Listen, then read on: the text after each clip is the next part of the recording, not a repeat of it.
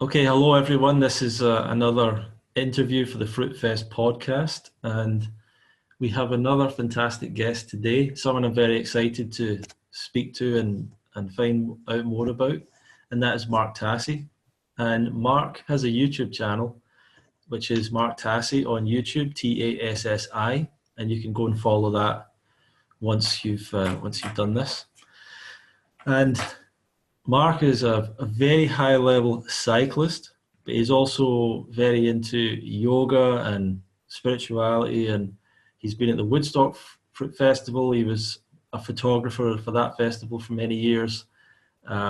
So has really got a lot of experience, knowledge, insight into this fruit or raw vegan type of lifestyle. So, and his YouTube channel is excellent as well. He's got a lot of great videos. So, Mark, is there anything you would like to add to that before we get going? Yeah, that's about it. I've been doing this for a long time, and it was trial and error for a long time because there really wasn't a lot of people doing it back when I started. Although I did read some of the natural hygiene books in the early days, I Yeah, probably didn't study them as well as I should have. But really, Doug's book 80-10-10 kind of switched the light bulb back on for me, and that really kind of got me back on track because I started out when I decided to get into this whole thing. My idea of a raw diet was fruit right. right from the beginning. In fact, in the early days I attempted to be just a strict fruitarian, and I found that to be really difficult. Although, in retrospect, had I included non-sweet fruits, I think I would have had a much easier time doing it. The problem I've always had, and even today, I just don't want to eat. Some people just eat sweet fruit. I just don't really. It just doesn't seem a balance for me. It just like seems too much sweet all the time. So, it's been a long journey and a long process. It's been a lot of just, like I said, trial and error and just different experiences. But, it started when I was 9 years old. That's really when I had the first thought of going on a fruit diet Wow. because we were just junk food eaters in my house. Right. And I mean, just junk. And I remember opening the refrigerator one day, and I was 9 years old. I remember looking down into the fruit bin, and my mother was in the kitchen. I remember saying to her, "I'm going to stop eating all this junk, Mom. I'm just going to eat fruit." I was really intent on doing it. But, naturally, I didn't have the environment. I had none of the encouragement. But I remember walking back from pizza shops with my friends complaining about what we just ate. We got to stop eating this stuff. They would just be quiet. I was about 10 years old. They would just be quiet and listen to me rant. But I'd be like, we got to stop eating this stuff. It's too heavy. It's too heavy. So, but then when I was around 15, my mother went through a severe depression, I guess when I was about 12 years old. And when I was around 15, we both decided to get on this health journey. So we both gave up all the processed stuff. We went on a whole food diet. It wasn't vegetarian and it wasn't vegan, but everything was whole food. And we weren't eating a lot of meat. I never ate a lot of meat. But the amazing thing is she recovered, Mhm. She pulled herself out of this dire state that she was in. She became addicted to prescription drugs, Valium. She was abusing alcohol, and she just pulled herself together. And, I started to get healthier too, obviously. And I guess about a year of that. But the problem with that was then I started listening to the experts, you know what I mean? And I sort of forgot about that whole fruitarian thing that I was on to when I was 9 years old. Because, the child has an innate sort of sense of really what we should do. You're not contaminated by the thoughts of other people, and so, I was listening to the so-called experts. I was very interested in nutrition around the 15th year of my life. And that went on. And then I got involved in sports when I was just before my 16th birthday. I started running. And then I ran for the cross-country team in my junior year. And that completely turned things around. And I've been an athlete ever since. I've been literally consistently training for the past 42 years without a break. There's been a couple, like recently I took 9 weeks off because I thought I had a knee injury. It turned out it really wasn't a knee injury. It was a sciatica problem. And I was feeling sensations in my knee. But beside those little incidents here and there, I've been pretty much training consistently for 42 years. That's because when I started as a runner. It had such a profound effect on my life. I just felt like, this is something that I have to continue to do because, but really it was more of the mental effect was really what was so profound. And, I'd always been a kind of a sensitive kid, and I always tried to hide that because I thought that was a weakness. I thought, sensitivity is a weakness and we can't have that. I'm a boy at the time. And, but then I realized it's not really a weakness. It's actually an asset, but you have to have more control. The more sensitive you are, the more self-control you have to have, right, because things affect you more deeply. So I found that the whole running was, for me, a way to cope. It was just a way to cope with life. I had just a much more tranquility, and things didn't upset me like they did before. I was able to more easily cope, and I kind of came into my own in my 16th year. It gave me a tremendous confidence that I didn't have before when I started running. Yep. So then I'm just giving you a brief rundown how I got involved with this. So then I was around 21 years old, and I decided to stop eating meat, red meat. And I remember my father saying, "Oh, I think you really like to have a steak every now and then." He was on the barbecuing steaks. "I think you'd like to have a steak every now and then." I said, "No, I think I'm going to give it up." So I gave up the meat. And then around the same time, a friend of mine who actually was a Catholic priest, there was a guidance counselor at my high school. I went to Catholic high school. But he was a really great guy, and some of us became very friendly. And he contracted colon cancer. So he got into macrobiotics, and he had a stack. I went to go visit him in the hospital, and he had a stack of books about macrobiotics that people gave to him. I said, that's interesting. So I took to it immediately. He struggled with it, and he died about a year later, unfortunately. Mm-hmm. But he just couldn't do the brown rice diet, brown rice and vegetables. But I took to it. I thought it was just amazing. And then I gave up dairy, which was really the most, meat was easy to give up. It was like, no problem. I didn't even miss it, but dairy? And, we now know the reason why. There's those kind of very addictive compounds within dairy, sure, which bonds the calf with the cow, or the child with the mother. It's probably more profound in cow dairy. But that was really tough, but I did do it overnight.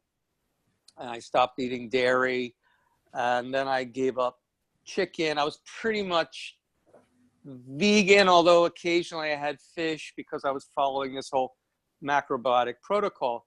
Then it's amazing how you're guided. If you're onto this thing, you're guided. And then I guess I was in college. I was about maybe 23 or 24, and there was this show called the Mike Douglas Show. It was a talk show in America back in the 70s. No, the 80s. It was 70s and 80s, but this was the 80s by that point. Mm-hmm. That was probably about 1983, I guess, 84. Yeah, about 84. And I had a class at college, so I couldn't watch this interview. But I asked my mother to watch it. I said, so it was actually Harvey Diamond, the right, author of the book Fit for Life. I asked my mother, I said, can you watch this interview? So I came home after the class. I said, "What'd you think?" She said, "Well, I thought it was really good." So, I bought the book, and that changed things for me. I thought, Jesus, yeah, I thought about this fruit thing when I was 9 years old. He was saying that fruit was the perfect food. And it just made sense. So just like that, I gave up the whole macrobiotic thing. I just said, that's it. I'm going on fruit. So basically, I incorporated his fruit until noon protocol, and then the proper food combining. That's when I really got into food combining, because really the Fit for Life was based on natural hygienic principles, although it was geared toward the standard American diet eater. It was geared toward the sad eater. It wasn't as strict as what we do, but very strict about food combining. So, that's what I started to do then. And I remember one day I just decided to eat fruit for the whole day. I think I ate apples. It was a mono apple day. And back then I was doing a lot of mono apple days, because back then I was still influenced by macrobiotics, where they had the idea that, you should eat local. So I was eating local fruit mostly, apples and pears, like in the fall. So it would be a lot of mono apples. And I remember one day I thought, geez, I ate so many apples, I probably gained weight. And I got on the scale. I actually lost weight, which was incredible. But then I found that fruit was a quick weight loss for me. It isn't anymore. But back in those days, I would really drop the weight. So, yeah, but the problem I had, so then I was attempting to become a fruitarian at that point, because I read Gandhi's autobiography, and Gandhi was a fruitarian for 5 years. And I was really influenced by not only his diet, but just his life.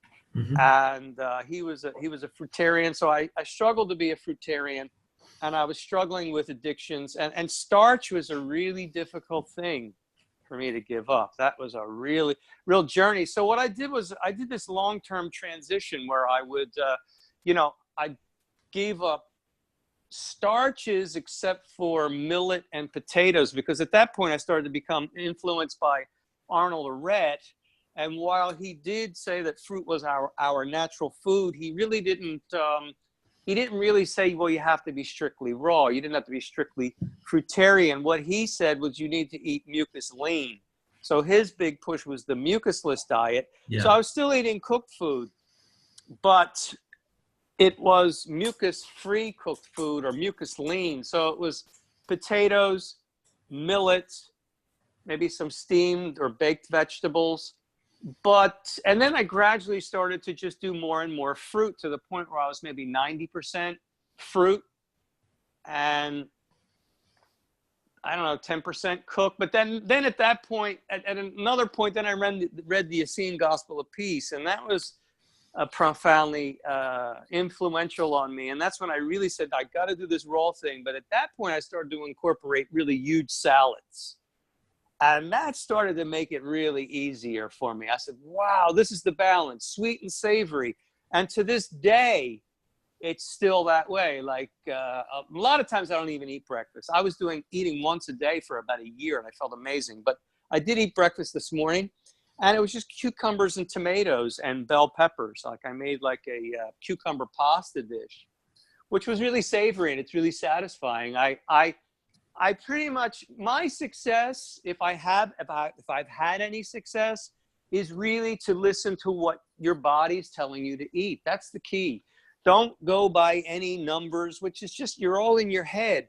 I think it probably does take a while. You got to get over these addictions. And, once you're an addict, I think you're always an addict. I think we just maintain our addictions at this point.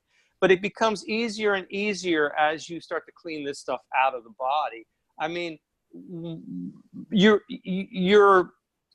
beholden to addictions as long as there's residues of these substances still in your body. Yeah. So really, that's the journey. It's just, and sometimes if you do things for me, if I did things too soon, or if I was too strict, I would break and I'd swing back the other way.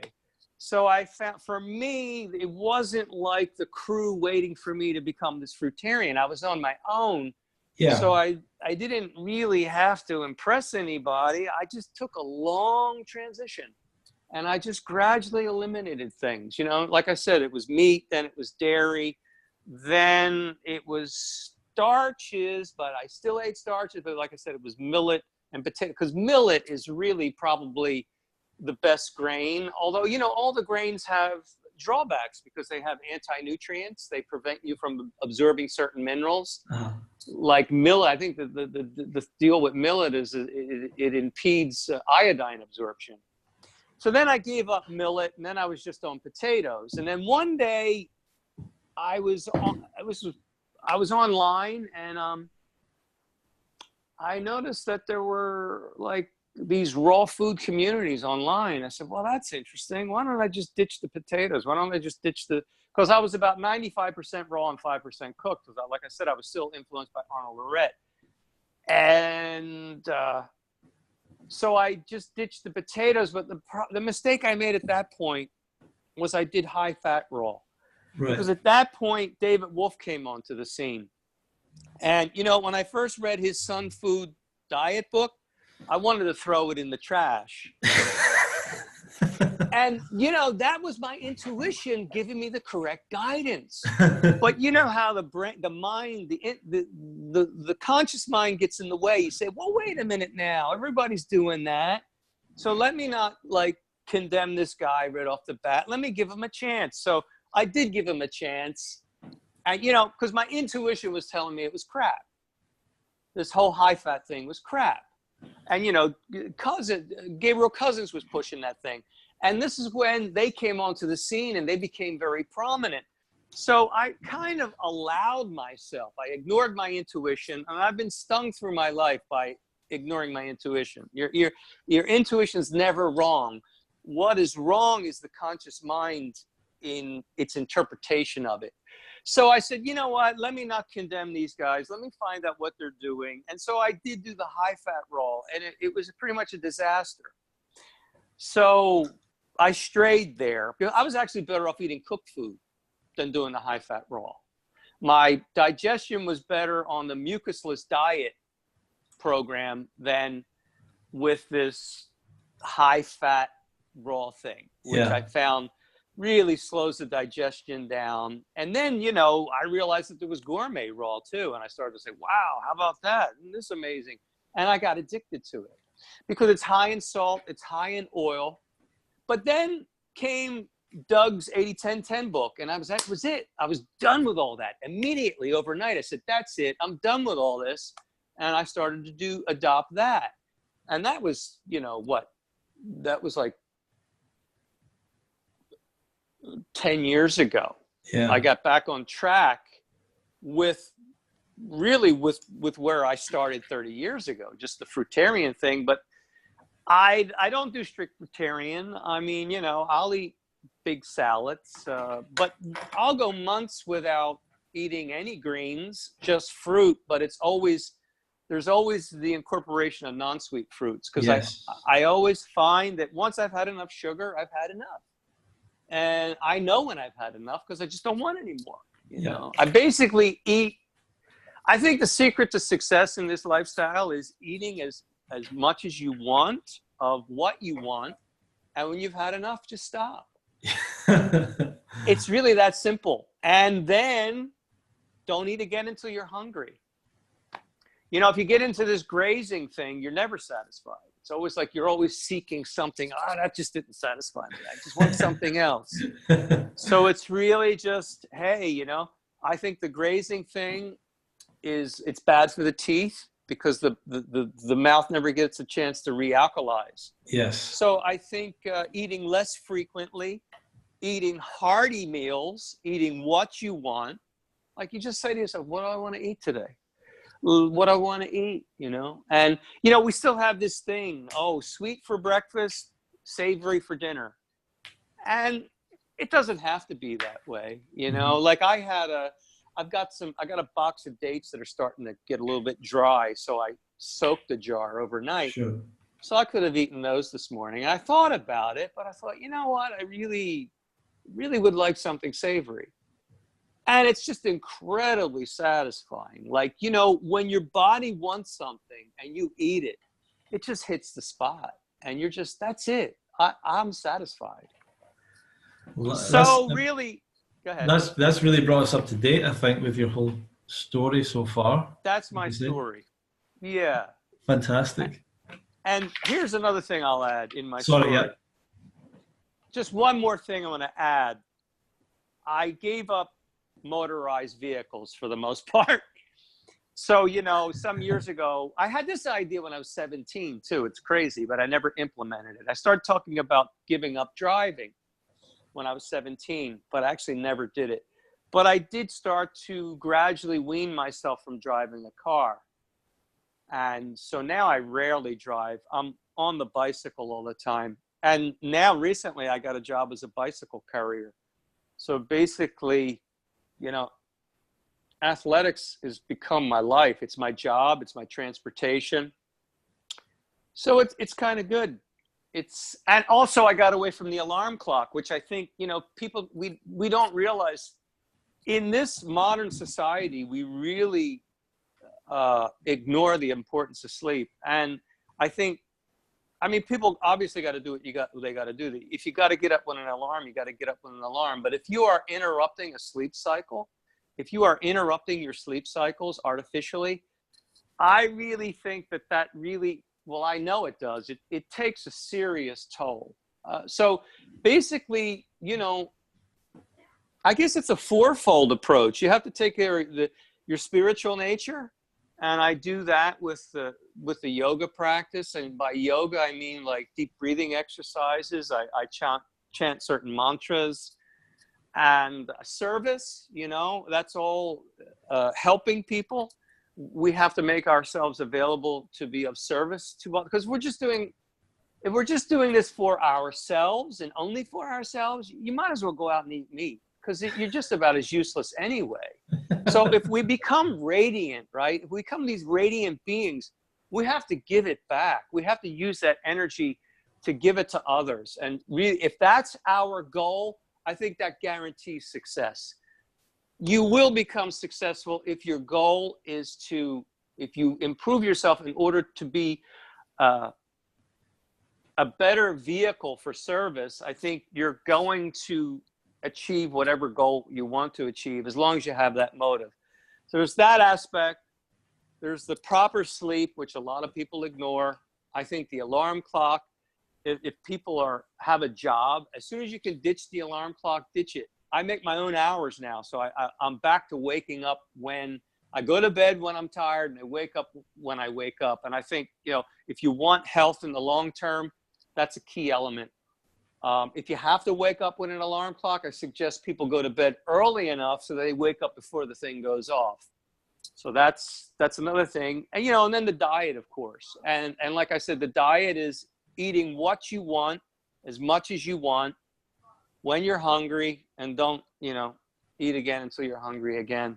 And then the physical activity. You know, you got to move, whether it's walking, whatever you're doing, push-ups, lifting weights. There has to be some physical activity involved. Yeah, you've really covered a lot of stuff there so really you would describe your diet as a raw vegan diet, mostly fruit, but you include salads as important, and savory fruits as well, non-sweet fruits. Yeah. And it sounds like you keep things fairly simple. And the first thing that's interested me, you mentioned that you lost weight when you first were eating fruit. You were losing a lot of weight. Yeah. Now you don't find that, because it seems like when a lot of the people that have been, or some of the people that promoted this kind of lifestyle, they promoted eating a lot of fruit, you know, and really smashing in the calories or whatever, and a lot of calories. And that made a lot of sense to me. And now I'm finding, I think similar to you, that I'm not really losing weight, even if I just go on fruit. Yeah. I don't find myself losing weight quickly, which is interesting. Like, I'm still kind of learning and seeing what happens. But what's been your experience with that?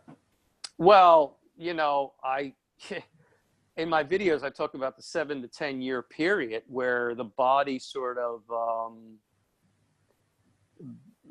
the body rehabilitates itself. And I think it's not just from this life. I think it's from generations. Um, degrading as a species because of the generations of unnatural diet. So when you suddenly come back to a natural diet, the body can extract what it needs from it, because you've lost a lot of digestive fire from eating all the cooked food and whatnot, and your body is encumbered and cluttered. So the body's not efficient.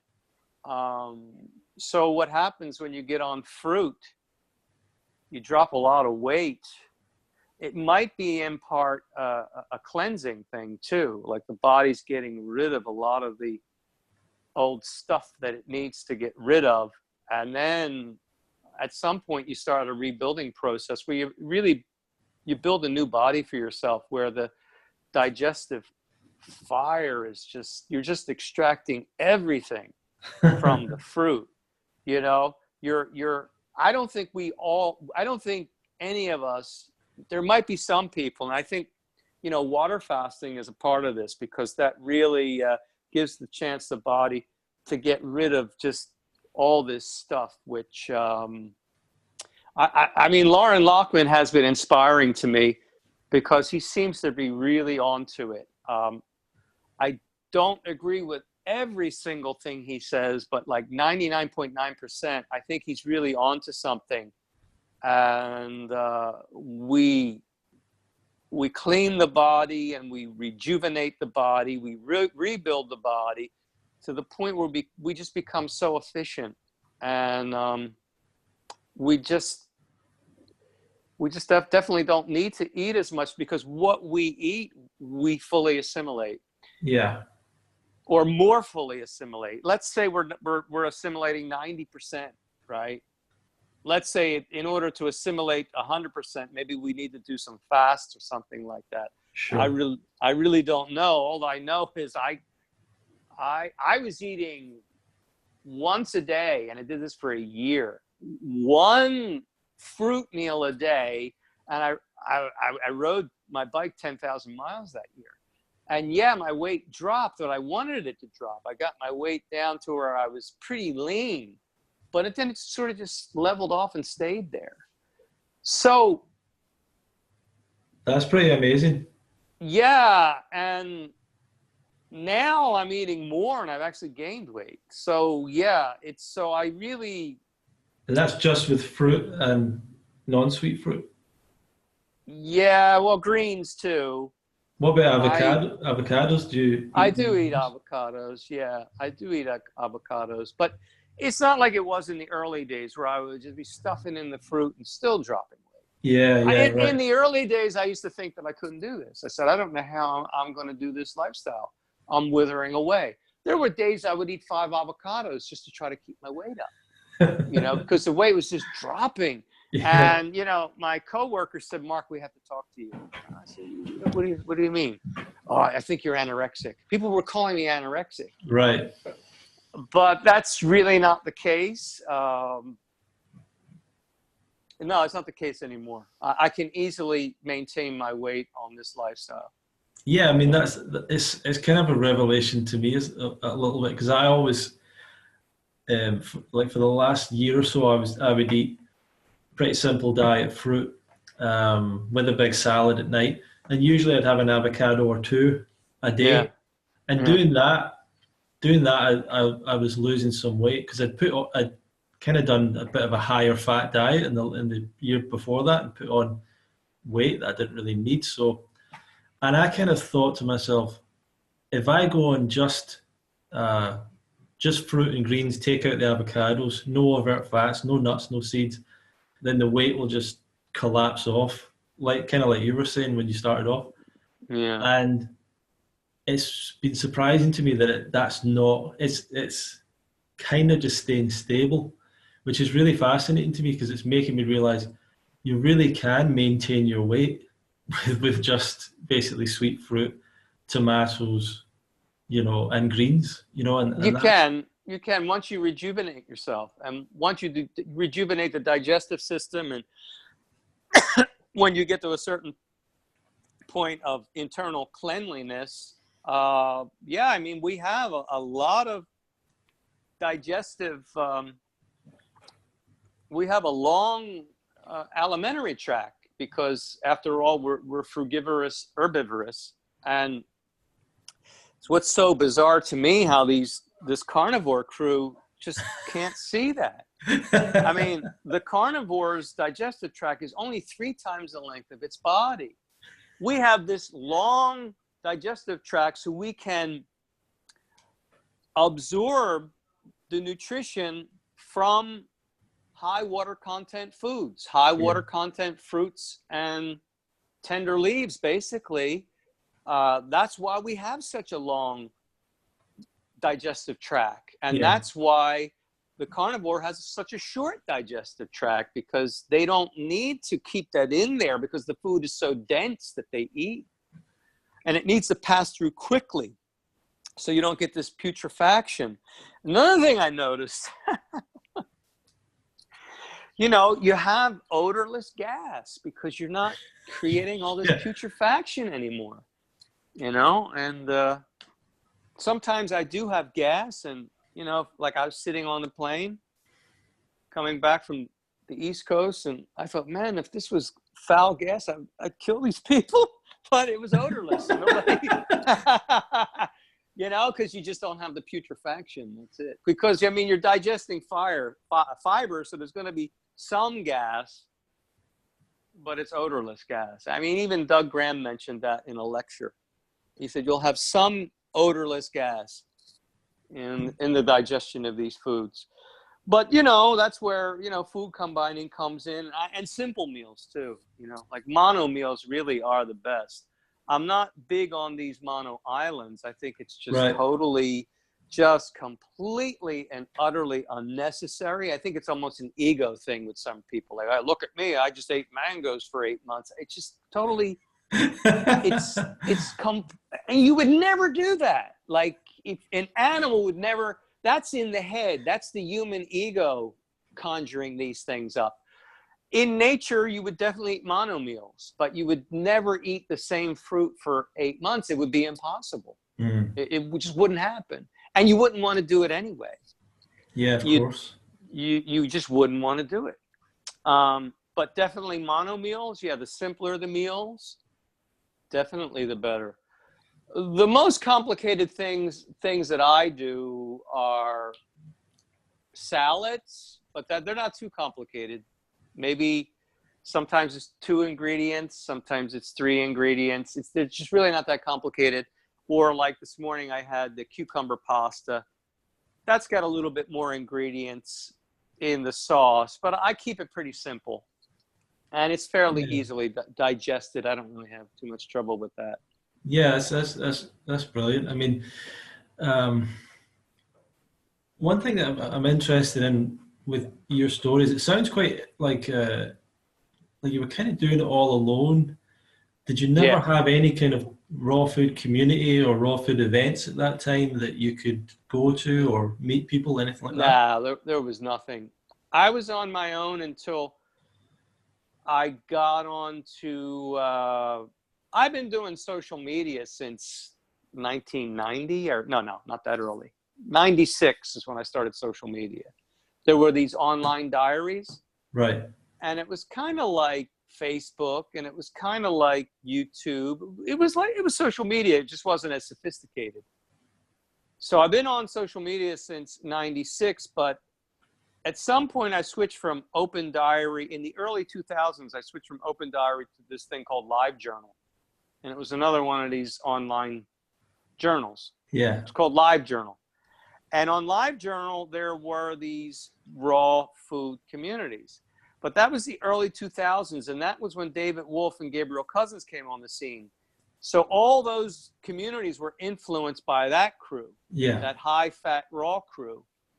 And I started to, like I said, allow myself, because at first, when I got David David Wolf's book, this is garbage, man. He's like recommending way too much fat. And where's the fruit, you know? Yeah. But I got into that. So I was doing low fruit, high fat raw for a while. For me, it was disastrous. I was going to go back to eating cooked food because I said, I was better off on baked potatoes, you know? But then you know, Doug's book came out, 80-10-10. I was like, what was I thinking? This is what I was doing before. Of course. I need to replace the starches with fruit. And basically, that's it. You get your calories from fruit. You have to get your calories from fruit because the savory fruits and the tender leaves aren't high enough in calories. Unless you want to go high fat, that has its drawbacks. Yeah, I mean, I think that a lot of people have that reaction when they read 80-10-10 or some of this material, which is, why didn't I think of that? It's so obvious. You know, the thing about it was, I thought about it before, you know, but then I went down this other path, this bypath. You know, there's the straight path and there are all these byways, and you can get distracted. And you can listen to some people, and if you don't listen to your intuition, you'll get distracted and sidetracked, and that's what happened.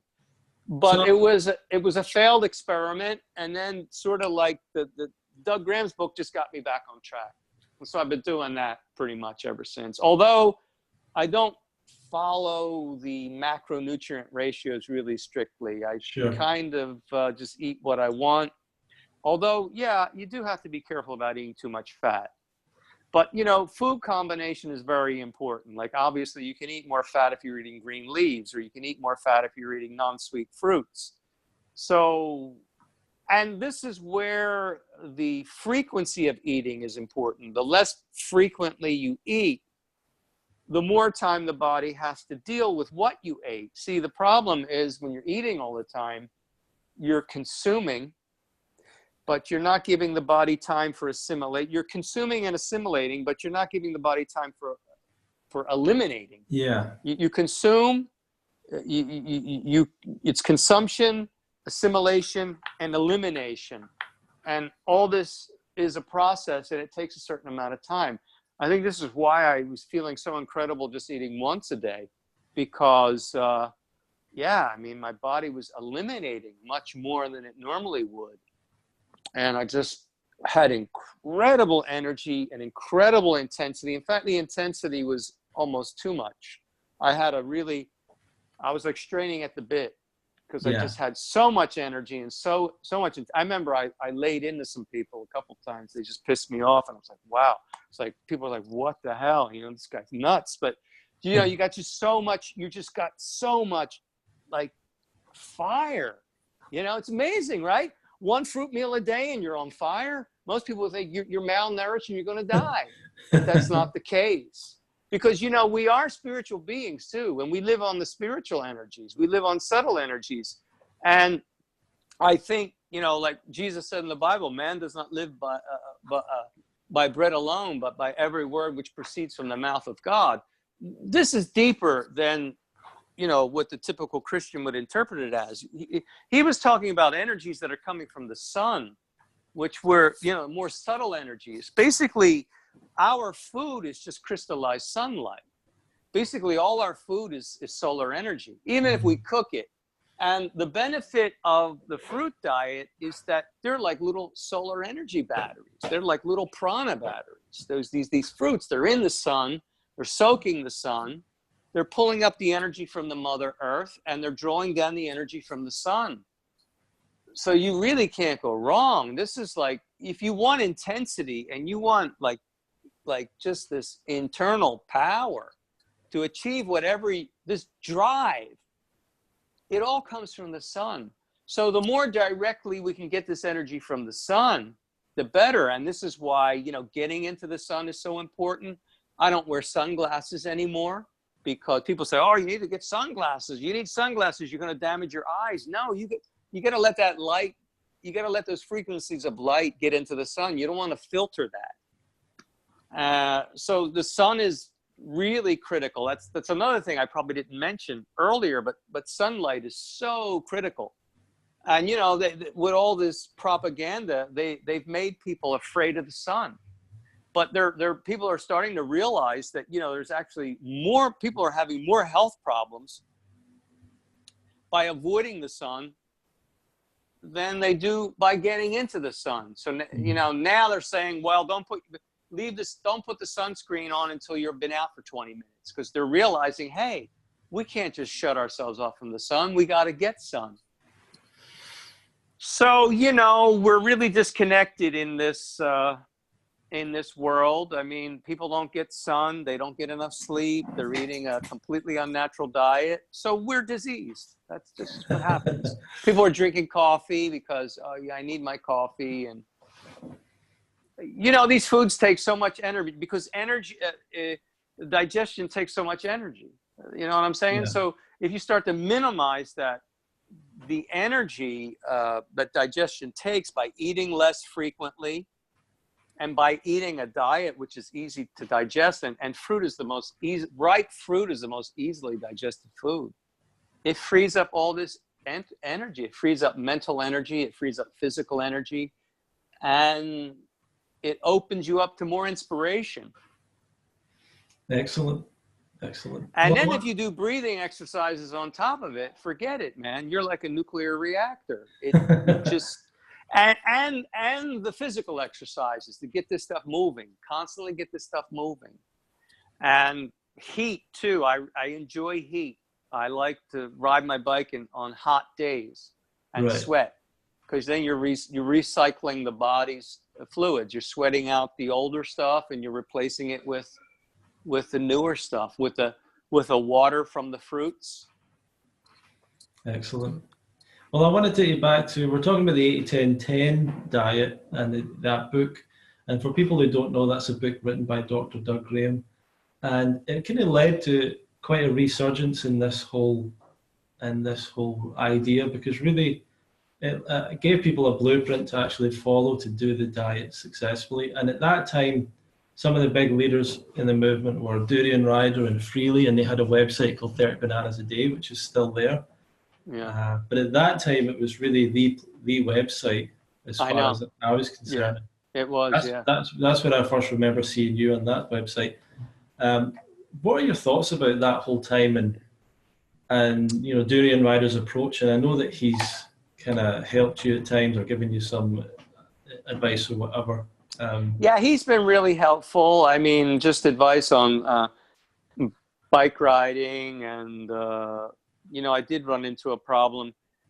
You know, when I started 80-10-10, well, let's get back to 30 Bananas a Day before I digress. I thought it was really exciting because they started that website just around the time I read Doug's 80-10-10 book. So the website was basically based on 80-10-10. And that was really exciting. And I was really active on that website in the early days. The problem I had with it, because I had already been in years of it. I've been already doing this for years, right? So I was like, I remember in the beginning, like somebody would ask, well, what'd you eat today? And I'd be like, I didn't eat anything today. At that point, it might have been like 1 or 2 o'clock in the afternoon. I haven't eaten anything. Because I back then, I was intermittent fasting before I even knew what intermittent fasting was. I found that I felt better the less I ate. Mm-hmm. But for a beginner, I can see that could be a problem, because your weight, I couldn't keep my weight up stuffing myself with fruit in the beginning. So how are you going to intermittent fast and then eat fruit? You're going to wither away to nothing. So that's not practical for a beginner. But I remember that the moderators started to impose that 3,000 a day calorie philosophy on everybody. Yeah. And that's where I ran into the problem. And I actually got banned from the thing 3 times because I sort of I committed sacrilege against this holy law of 3,000 calories a day. I said, that's rubbish. That's just an arbitrary number. Boom, you're banned, and that type of thing. So what made me weary of that site was just so dogmatic. It Yeah, it didn't became. allow, huh? Yeah, it's like there's so many people I know that were thrown off the site. I mean, I've been Yeah, banned from it a couple of times as well, yeah, and without yeah, really doing anything. yeah. Well, when it came to the point where I was going to get banned for the fourth time, I said, that's it, I'm done. And I left, and that was the end of it. But when I came back after the third time, I said to Freely, Freely, can you get me back on this site? I mean, because I want to promote my blog, I told her. I said, I really just want to promote my blog. Well, what are you going to write on the blog? Well, haven't you known me long enough? I mean, what do you think I'm going to write? You know what I mean? So she goes and talks to the moderators, and the moderators say, well, and then she comes back to me and says, well, the moderators think you should be on probation. Probation? You know, I've been doing this since most of them were a glimmer in their father's eye, and now I'm on probation. You know, I mean, I should be one of the people that is, I should be one of the educators on the site. You know, I had more experience than most of the people on the site, but I'm on probation because I don't know what I did that time. So I got really tired of that. And like I said, I got back on, and because I was writing these blog posts at the time, and the blog is still up, although I haven't continued it. There's some well-written articles there, you know, and I Yeah, talked about, I've read your blog. I talked about some of the things that happened to me and some of the mistakes I made in the early days, because when I got on the 80-10-10, you know, it was actually the first time that I gave up salt in my life. And that was, you know, so I ate salt for my entire life. So I really made mistakes with that in the beginning, because I never imagined that I could actually go low in sodium. I never even considered it. Yeah. And I nearly killed myself in the summer of 2009. I went fatally low in sodium because, you know, I was big in the bike riding. What I was doing was eating massive amounts of watermelon. And I think that was really the damning thing, because I still do the huge rides in the high heat. You know, I'll go to Cambodia and I'll do 100-mile rides in 95-degree humid weather. No problem. I'll drink coconut water on the way, you know. Last time I was in Cambodia, there was one day I did 110 miles on 4 coconuts. That's all I ate. That's all I had. I had the water from 4 coconuts, and there was a little bit of meat in there. And I did a 110-mile ride, and it was really hot. And that doesn't affect my sodium levels at all. But what was happening was the body has to adapt to the low sodium diet. I was eating salt my whole life. So now I just suddenly stopped salt. And my body hadn't completely adapted. This is my theory. My body hadn't completely adapted to low sodium. Compounded with the fact that I was smashing this watermelon down. I mean, some days I would eat like 3 20-pounders. I'd eat a 20-pounder for breakfast, 20-pounder for lunch, 20-pounder for dinner. I was really overdoing it. And what I was doing was overhydrating. And what I was doing was flushing the electrolytes out. Now, let's say if I did the same thing with honeydew melon or cantaloupe, I don't think I'd have had any trouble with electrolytes, because honeydew but on top of that, I was doing these massive rides, 80-mile rides in the high heat. So I'm sweating all this out. And then I was eating all this watermelon, thinking I'm hydrating myself, and further diluting my blood sodium level. So I started to get the symptoms of low sodium, obvious symptoms. It was clear to me. The only thing my intuition told me, though, was I need to eat more greens. And that was my intuition, my body saying, hey, man. And what happens when you go that low in sodium? Anything sweet tastes disgustingly sweet. You want nothing sweet, because now the body is prioritizing and say, hey, we don't need any sugar. We need electrolytes. So I remember eating an ear of corn, and it was like disgusting. It was like disgustingly sweet candy. That's because I was so low in sodium. My body was like giving me an indication. You need greens, man. You need greens, you know. You need to get the sodium level back up. And so, you know, so I knew that. But by the time I realized that it was too late and I was so low on sodium, and I had to fly home from the East Coast from my parents' house in this fatal critical state of hyponatremia, that plane flight was a nightmare. And so I got back to my apartment in Los Angeles, and I'm laying there, and I had cold sweats, and I was like, and I couldn't get any green. I said, I'm going to eat a ton of greens when I get back to Los Angeles. But I was so far gone at that point. Plus, my car was blocked in. Plus, I don't think I could even have driven it anyway. And so, you know, I did the unthinkable. I called 911. It's like, man, I either call 911 or I die tonight. So I called 911. And it's funny because the paramedics just thought I was a hypochondriac. They're like, oh, are you sure you want it? They thought maybe I was just a drunk or something. You sure you want to go in? I was so embarrassed. At the time, you know, you're low in sodium, it really affects your mind. I thought, this is crazy. This is extreme. I called an ambulance to come get me. And they tried to talk me out of it. I was like, no, man, I got to go in. And I had my hands on my knees because I couldn't stand up straight. Because when your sodium goes that low, you're a dish rag. You just have no strength. You're just completely weak. So I told them I had to go in. And I went in. And yeah, I was fatally hyponatremic. And,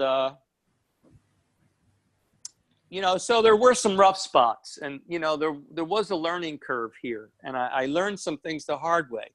I had some teeth trouble because I love pineapple, you know. So I was eating. I remember the first year of the 80-10-10, I was doing mostly acid fruit.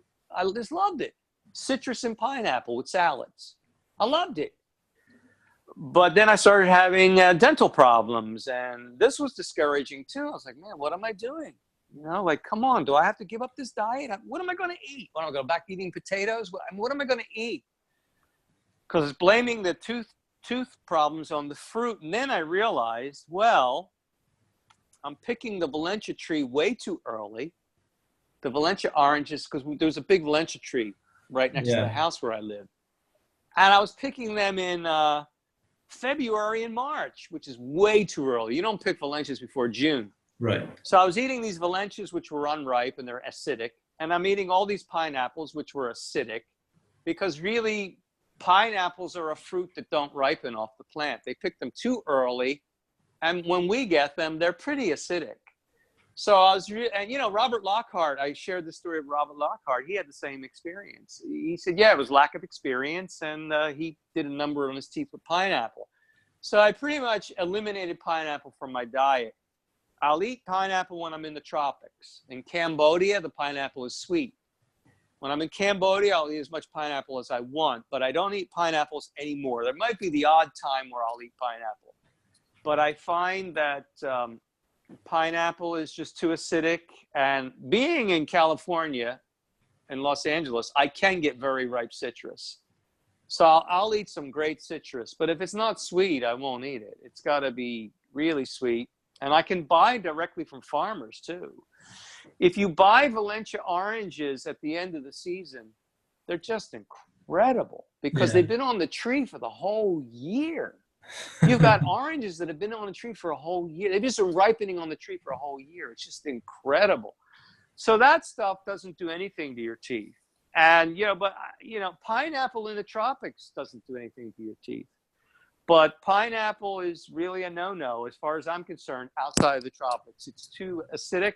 Also, eating too frequently will do a number on your teeth because you just don't give the saliva enough time to realkalize the mouth. Yeah.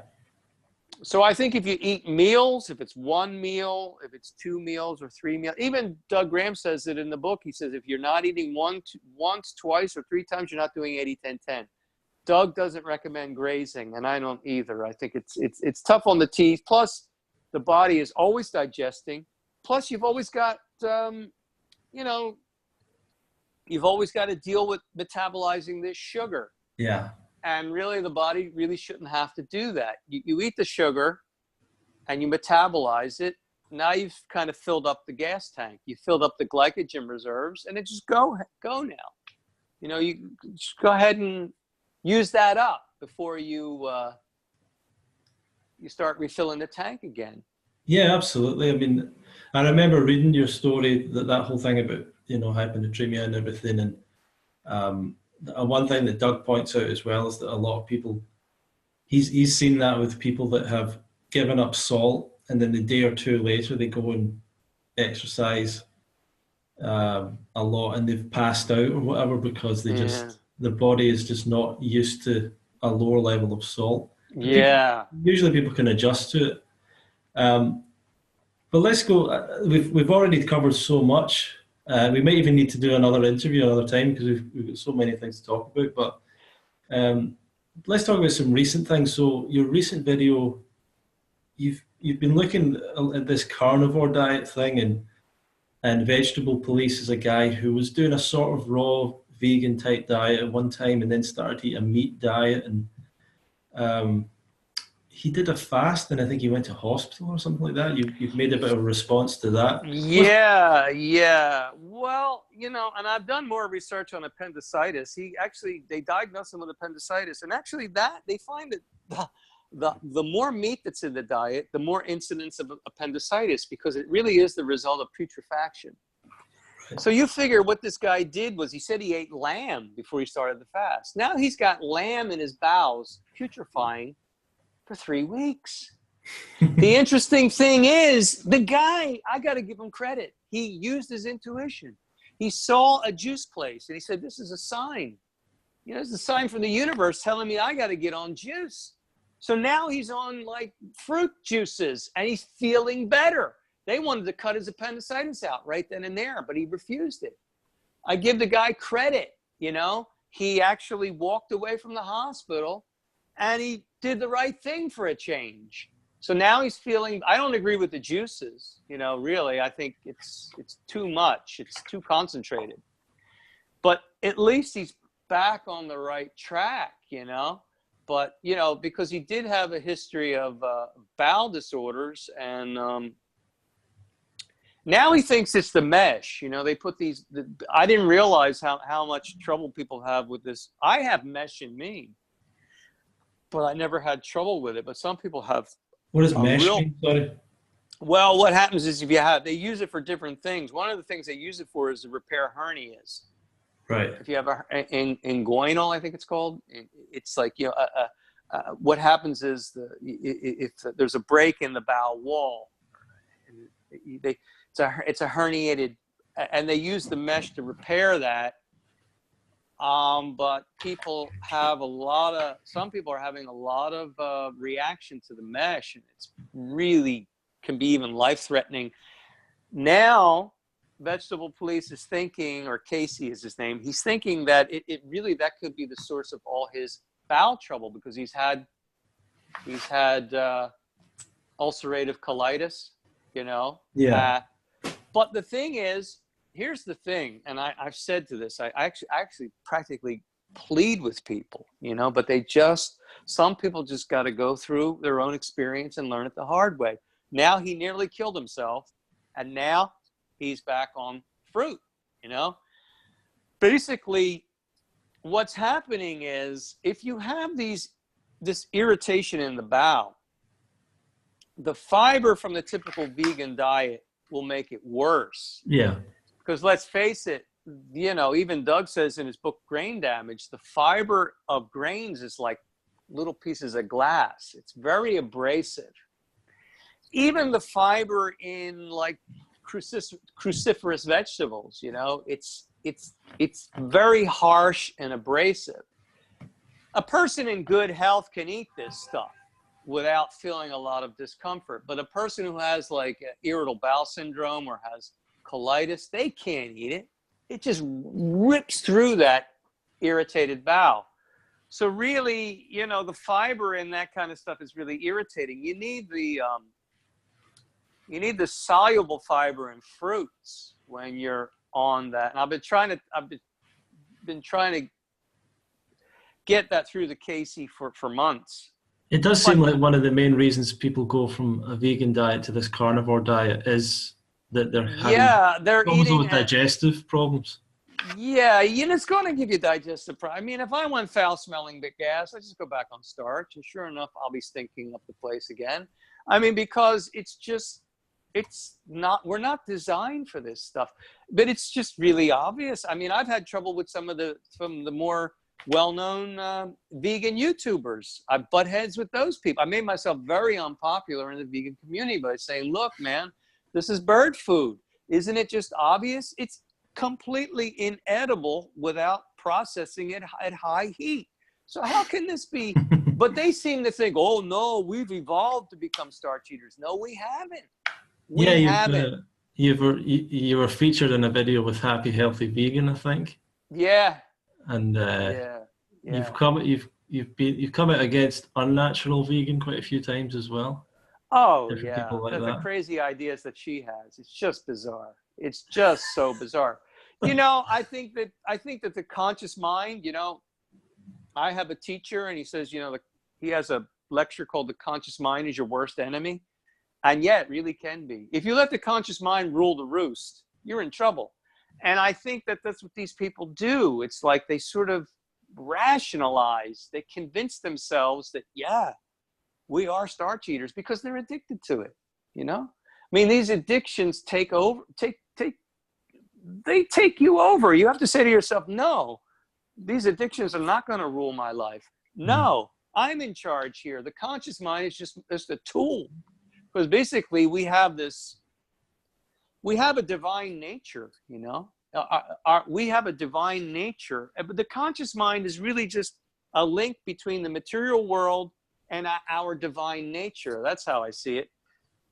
The conscious mind is really, it's not the master, it's just the servant. But when the conscious mind becomes the master, we get into all these kinds of this rationalization business, and we damp out the intuition, and we don't listen to like this small voice, which, and you know, Vegetable Police, obviously he all along he's known what he's had to do, but he struggled with the fruit diet. He tried it when he was in Thailand, and it's tough when you got addictions. And I told him, I said, look, you know, I said, one of the things when you're addicted to salt, one of the things that happens when this is my experience, when you're addicted to salt, or when you're going through a salt detox.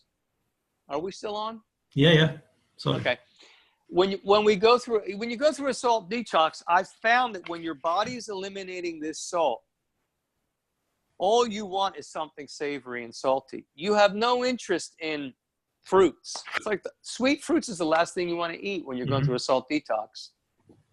So I said, you know, this could be part of the problem, because he just found he couldn't do it. He just found that he felt it was too sweet. I said, well, you know, I told him my experience, get into more savory fruits, get into, you know, big salads, but then he felt like it wasn't enough calories. See, the problem is it's a long journey, and, you know, not everybody's going to be able to do this overnight, and there is a way to transition. And I've talked about this in videos, and I've written blog posts about it. If you find you can't do it overnight, it's not a big deal. You can transition the way I transition, which is to gradually eliminate things. You know, what we have here, we have a fruit cult, right? That's sort of like the negative aspect of human nature. We have this kind of, it becomes cult-like. I never had to deal with that when I was coming up. There is the fruit community, which is a positive thing. But then there's the darker side, which is the cult. And you get pressure from the cult.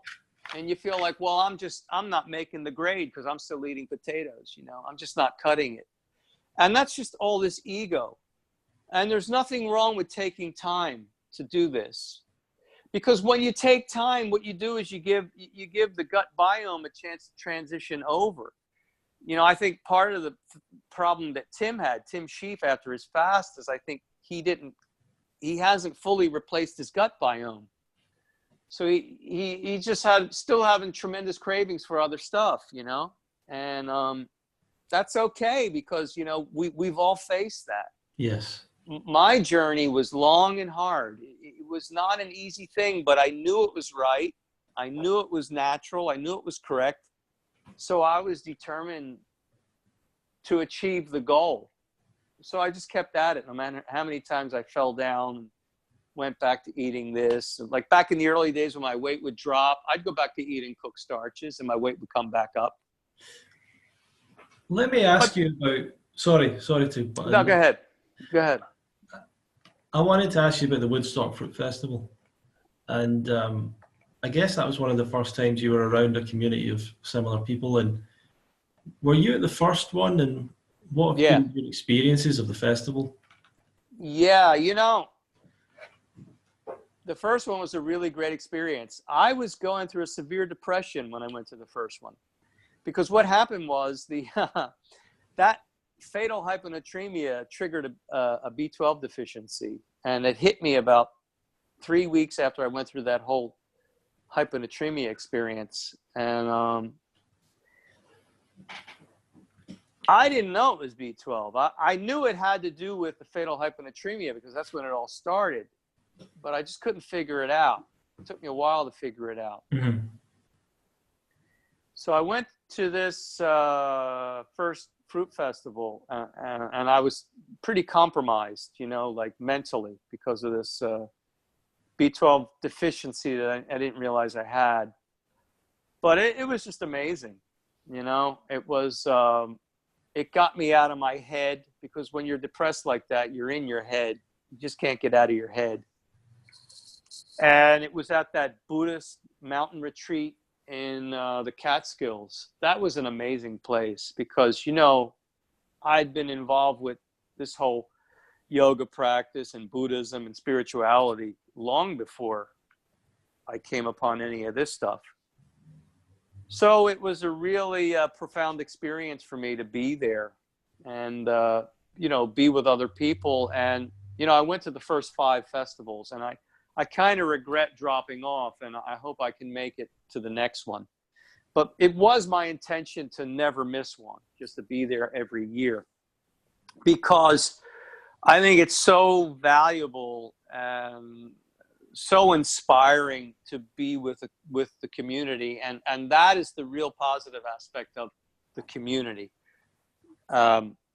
This cult stuff, that's just ego, but the community itself is really valuable. And I really agreed with the stance they took when Harley ate, you know, 3 pizzas on video. I mean, I thought they didn't really punish Harley. And I made a video about this. I just thought that they thought, hey, look, you know, this is what we stand for, and you're not doing that anymore. And I thought it was pretty, I understand, you know, Harley got his feelings hurt. That's basically all it was. He had his feelings hurt, and he sort of lashed out. And we, as humans, we have a tendency to do that. When we get our feelings hurt, we kind of lash out. But I agreed with that. They didn't ban Harley. You know, they said you can still come as a special guest, which means you can go for free. They never invited me for free. So I'm like, you know, Harley, what's your problem here? Let you go for free, you know? So the reason that I supported that, because I think we need this. We need something where it's like an oasis. We create this oasis in this crazy world where we could just be there and get inspired to live this lifestyle. Yeah. And you come out of it feeling improved. Every time I've come out of that festival, I feel more inspired. And, you know, and people really, especially people who don't have a lot of experience and have yet to go through the rough spots, because, you know, I've been through rough spots and I've been able to work it out. The reason I didn't pull a 180 like Vegetable Police did is because I had enough experience to know that this was the right way. I had enough experience to know that it was just mistakes I was making in my application. And that's what happens. You'll make mistakes. And, you know, when you have the mistakes you make will create certain side effects. You know, you'll have a problem. You'll have a physiological problem. You'll have a mental problem. And that's just the body telling you that, hey, you made a mistake. You got to correct this, you know. And so, you know, you go through the growing pains, and it's, if you can really objectively analyze your experience. And if you can compare that with the experiences of those who have more experience than you, you can learn from your mistakes, and you could really start to master this lifestyle. But that's what the fruit festivals do. You're in there with people who have more experience than you. You're in there with people who are going through the same thing as you. It's just a really positive thing to have that community. And when I was on my own, it was pretty tough. It was really tough. But that's just how it was back then. We had the natural hygiene books, because Sheldon, the natural hygiene's been around for a pretty long time. And we have Arnold Arret, and, even Gandhi's autobiography I found inspiring just from the standpoint of fruitarianism. But he was influenced by Herbert Shelton. That was one of his main influences. So, yeah. Yeah. And I think we've gone over an hour at least, maybe probably more than an hour. I just want to pause for a little bit and say to people, if you're interested in learning more from Mark, you can go to his YouTube channel, Mark Tassi, and you can follow his videos there. And if you're interested in learning more about this kind of lifestyle, you can visit fruitfest.co.uk.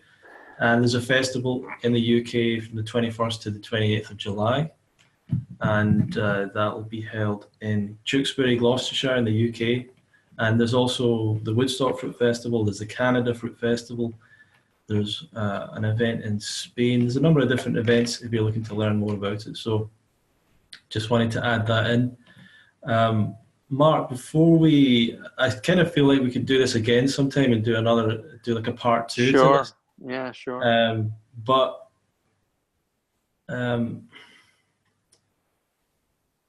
there's a lot we've not touched on, but I think it would take a long time to go into some of that other stuff as well. But yeah. What are your main tips for people if they're kind of starting off on this journey? I know you've probably went through that a little bit already, but just to clarify a little bit, what would be your main kind of tips to someone that asked your advice on this?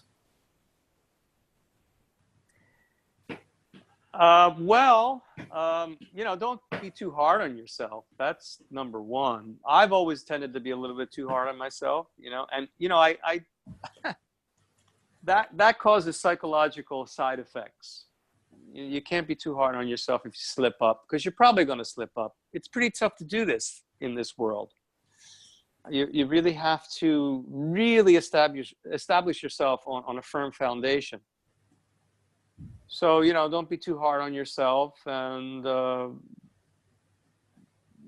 make sure your fruit is ripe. Eat things that taste good. If you don't like something, don't eat it. Don't let anybody tell you you need this or you need that. If it doesn't taste good to you, you don't need it. I remember back in the early days, I just couldn't get enough of collard greens. This is crazy, And then at some point, they just tasted absolutely bitter to me. It's like, oh, how could I eat that? That's because, whatever I needed, I no longer needed. So yeah, in the beginning, when I started getting into salads, I was making these huge salads with all these different ingredients and stuff. And I just realized, hey, it doesn't have to be complicated like that. And, I found that if something I didn't like to eat raw, I just didn't eat it. Some people feel like, well, you need this and you need that. You got to have this. No, if it doesn't taste good to you raw in its raw natural state, you don't need to eat it. What do you think about supplementation? Do you do much of that? Do you take any barley grass powders and all these things? I started with the barley grass powder, just experiment. I don't know. I would probably take barley grass powder with me on a long bike tour, maybe. Mm-hmm. Like I was going to ride across the country. If I did that, I think I would take barley grass powder just in case I ran into trouble with sodium or electrolytes. Because it is the Daily Green Boost is a pretty good source of sodium, because, you're out Now, if I do a bike tour through Cambodia, it's easy. Cambodia is the best place to ride a bike. I suppose Thailand's the same, because the people are poor there. So a lot of people in their countryside are making their living just selling stuff out in front of their house. Yeah. So there's stands all over, and you get coconuts, coconut water, sugarcane juice, watermelons, like through the whole countryside. But if I did a bike ride through America, you might be riding for miles where there's nothing. Yeah. And, you start to go low in sodium because you're sweating so much. I don't have any trouble at all with sodium anymore. I think my body is pretty well adapted to the low sodium diet. Sure. But I would like to have some barley grass powder as a backup, or celery juice powder as a backup in case I started to feel low in sodium. Because if I did ride across the country in the summer, I'd be riding through Mojave and Arizona deserts. And you're talking like well over 100 degrees for hundreds and hundreds of miles. So I would be a little bit concerned about my electrolyte level. But, I did experiment with the barley grass powder. But no, I don't really do too much. I still inject B12 a little bit. I think, the body gravitates towards efficiency. So if it doesn't have to derive something naturally, it won't. So I think I may have become a little bit dependent on B12 supplement because I really did need it back in those days. But I'm trying to wean myself from the B12 supplement because I really do. I am not a fan of supplementation. Yeah. I think that it is in our unnatural world, it can be a helpful tool. And in my case, it was a life-saving tool. But it's even like drugs, if you have to take drugs, take them for a bit, but get it off it as soon as you can. I feel the same way about supplementation. It's like, it's a crutch in our unnatural world to kind of get you over a rough period if you need it. But it's hardly ideal. Well, that's great.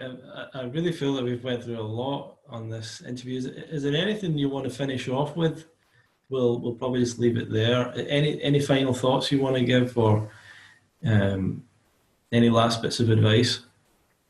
I guess you could people coming into this lifestyle, just do it on your own time. You don't have to suddenly become one of the fruitarians, It's, I remember back in the David Wolf days, people would ask you, how raw are you? It's like, what?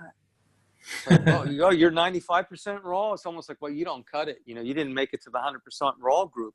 Yeah, but the crap that these people were eating, they'd have been better off eating potatoes, Yeah, it'd be a lot healthier, than this coconut oil concoctions. And, raw is not law. It really isn't. What we need to be interested in is health. And I think, we have to realize that humans are fruit eaters. We're frugivorous.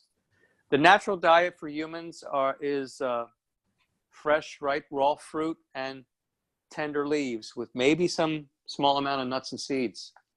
That's it. But take your own time to get there. You don't have to do it overnight. Well, excellent. And Mark is you can see Mark on YouTube, obviously. Hopefully he'll be at Woodstock. I'd like to see you there as well, Mark. I'll be going.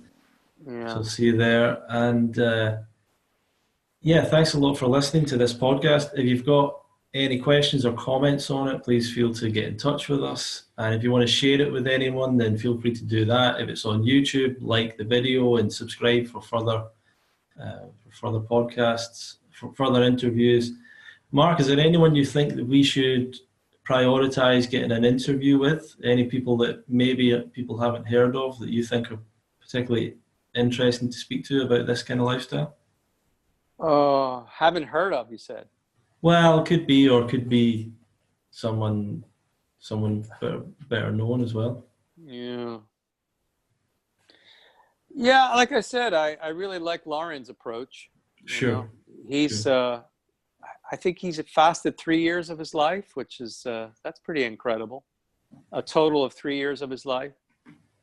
I really like his. You know, some people are just don't like Lauren, and I think it's just because he pisses them off. He's so outspoken and he's so experienced. I think he just pisses people off. And Yeah. that's been my because I know people are just like, you know, this guy is just this, he's that, he's this and that. And he comes to mind immediately, but I know there's a lot of others who are really doing a lot of good things. Some of the people you've had at your festival, you know, to speak.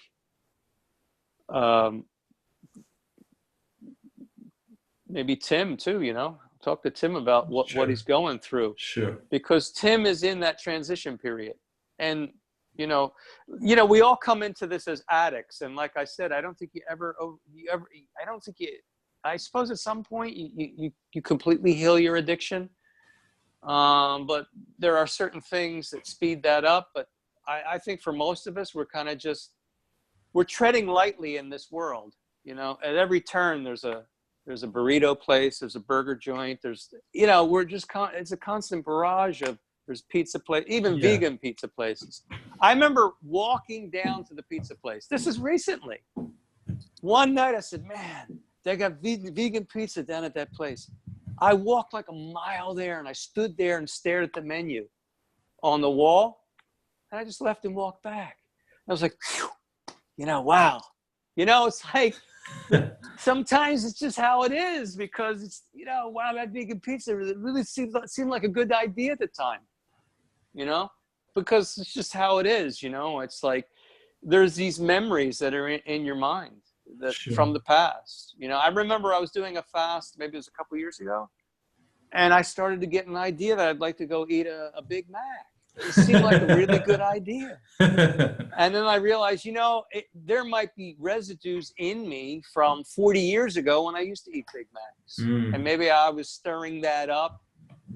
I think that must have been what it was. Because that was really bizarre. You know, 40 years of not having Big Macs, and suddenly it sounded like it might be a good idea, which was crazy. That was during a fast. Well, thank you so much for being part of this interview, Mark. And once again, Mark's on YouTube. You can check out Mark Tassi on YouTube. He's got a lot of videos to check out.